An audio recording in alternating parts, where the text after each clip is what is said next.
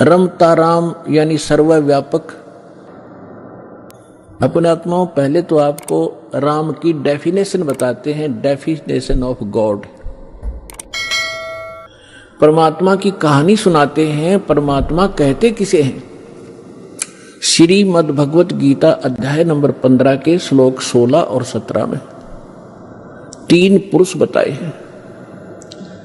पुण्यात्माओं, यहां थोड़ा सा आपको थोड़ा सा सत्र करता हूं कि देखो आज मानो कितना इंटेलिजेंट हो गया। छोटे छोटे बच्चे इतने बड़े बड़े सब्जेक्ट को कंठस्थ याद कर लेते हैं और सफल हो जाते हैं। इसी प्रकार आप विद्यार्थी हैं इस अध्यात्म मार्ग के, तो इसमें आप जी ने बहुत ध्यान से और परमात्मा के इन सदग्रंथों को ध्यान से सुनना है और इनको थोड़े से दिन में आपका याद हो जाएंगे ये, जिस कारण से आप विचलित नहीं होगे। इसलिए आपको ये कथाएं सुनाई जाती हैं, रह रह कर उन सदग्रंथों के वो श्लोक और अध्याय बताए जाते हैं ताकि आप याद रखो और भी कोई पूछे उसको भगत को बता सको। फिर वो जाकर के अपने पास रखी हुई उन पुस्तकों को देखेगा कि इस भक्त ने जो श्लोक और मंत्र बताए हैं ये सही है कि गलत। जब वो अपने सदग्रंथों में देखेगा तो दौड़ा दौड़ा फिर वो सतलोक आश्रम बरवाला में आ जाएगा। इसलिए दास आपको रह रह कर यह रेफरेंस याद दिलाता है। और जब पूरे विश्व में ये यथार्थ ज्ञान फैल जाएगा फिर केवल आपको भगवान की चर्चा सुनाया करेंगे। अब तो जब तक ये एग्जाम्पल उदाहरण नहीं दिए जाएंगे तो आप समझ ही नहीं सकते कि सचमुच कबीर इज गॉड। हम अभी तक तो उनको परमात्मा मान रहे थे जो परमात्मा नहीं थे। परमात्मा की डेफिनेशन बताता हूं।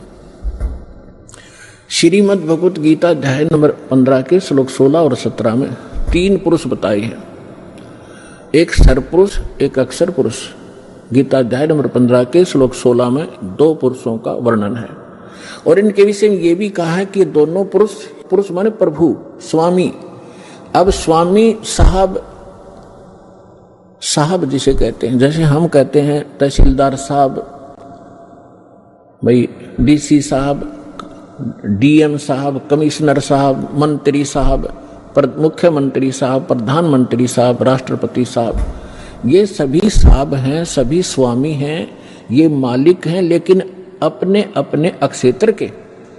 तो इनमें कंप्लीट जो साहब है वो कौन है? राष्ट्रपति, और सेकंड नंबर फिर प्रधानमंत्री।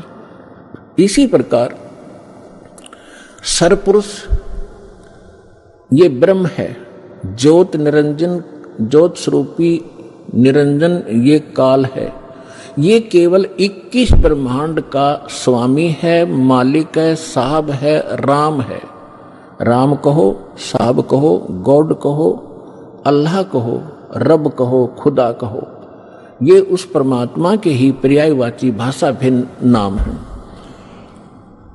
तो ये इन दोनों के विषय में कहा 15वें अध्याय के 16वें श्लोक में श्रीमद् भगवत गीता में कि सरपुरुष और अक्षर पुरुष इस पृथ्वी वाले लोक में ये 2 पुरुष हैं और इनके अंतर्गत जितने प्राणी आते हैं 21 ब्रह्मांड तो हैं ब्रह्म के, और 7 शंख ब्रह्मांड, नील, पद्म, शंख, ये काउंटिंग है गणित रीति से। 7 शंख ब्रह्मांड का स्वामी है अक्षर पुरुष। वैसे अक्षर का अर्थ होता है अविनाशी, लेकिन ये अविनाशी नहीं है, ये चिरस्थायी है और इसलिए इसको भी अविनाशी कहा गया है। ये वास्तव में अविनाशी नहीं है, क्योंकि इससे अगले मंत्र में 17वें मंत्र में गीता जी में वो स्पष्ट हो जाता है। इसमें क्या बताया कि सरपुरुष और अक्षर पुरुष तथा इनके अंतर्गत जितने प्राणी शरीरधारी हैं ये सभी नाशवान हैं, इंक्लूडिंग सरपुरुष और अक्षर पुरुष। फिर बताया है लेकिन जीवात्मा किसी की नहीं मरती। फिर गीता अध्याय नंबर 15 के श्लोक 17 में कहा है कि उत्तम पुरुष है तू अन्य, उत्तम पुरुष है तू अन्य। उत्तम माने श्रेष्ठ, पुरुष माने परमात्मा। वो श्रेष्ठ परमात्मा तो इन ऊपर वालों से कोई भिन्न है। और परमात्मा क्यों उदाहरते, जिसको परमात्मा कहा जाता है, जिसको परमात्मा कहा जाता है उस परमात्मा, वैसे परमात्मा शब्द श्रेष्ठ आत्मा को कहते हैं। तो परमात्मा वो है जो केवल सुख देता है, दुख नहीं देता। बाकी हम अन्य को भी परमात्मा मान बैठे, जैसे सरपुरुष काल को भी हम परमात्मा कहा करते, ब्रह्म को। ये परमात्मा नहीं है। जिस लोक में आप रह रहे हो ये लोक परमात्मा का नहीं हो सकता।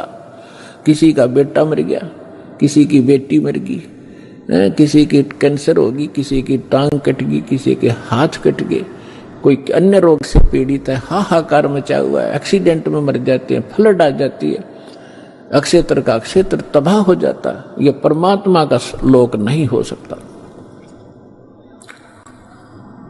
और अक्षर पुरुष के लोक में भी यही स्थिति है।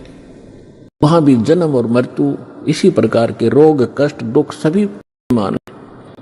केवल एक सतलोक है, परम अक्षर ब्रह्म, उस पुरुष वो सतलोक है जहां दुख नाम की वस्तु नहीं, वह जन्म, वहां मृत्यु नहीं, वृद्ध अवस्था नहीं, और किसी चीज का अभाव नहीं।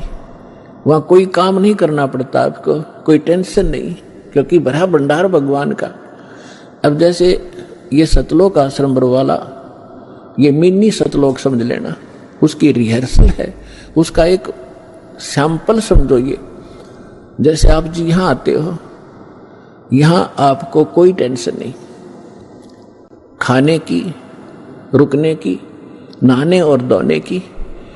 और सारा दिन आप तो एक हफ्ता रुकते हो, 4 दिन रुकते हो, 10 दिन रुकते हो, बना बना भोजन मिलता है, बिछे बिछाए मैट मिलते हैं, ऊपर पंखे चल रहे होते हैं, नहाओ धो, भगवान का भजन करो, चाहे 10 दिन रुको, आपको कोई टेंशन ही नहीं। और ये सतलोक के अंदर ये सुविधा उपलब्ध है। ये काल का लोक है, यहां भी हम इतनी सुविधा नहीं उपलब्ध करा सकते परमात्मा के बच्चों को। फिर भी हमारा जितना सामर्थ्य है कोशिश खूब करते हैं, क्योंकि सतलोक आश्रम बरवाला में आम आत्मा नहीं आ सकती, परमात्मा की विशेष लाडली आत्मा ही पहुंच पाती है। भले ही वो दुखी है चाहे सुखी है, फिर यहाँ सुखी करेगा उनको। इसलिए हम संभव कोशिश करते हैं इनको कोई कष्ट ना हो। हम तो दास हैं उस परम पिता के, और आप उस भगवान के समर्थ के बच्चे, आपके लिए हम फिर भी संभव कोशिश करते हैं जितनी हमारा सामर्थ्य है कि किसी प्रकार का इनको कोई कष्ट ना हो।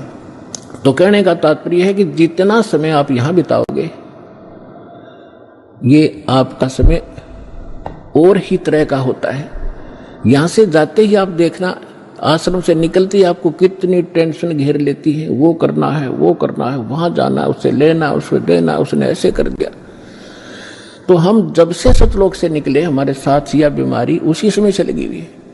अब हमने वही जाना है जहां कोई अभाव नहीं, वहां फलदार सदाबहार वृक्ष हैं, सदाबहार मेवे हैं।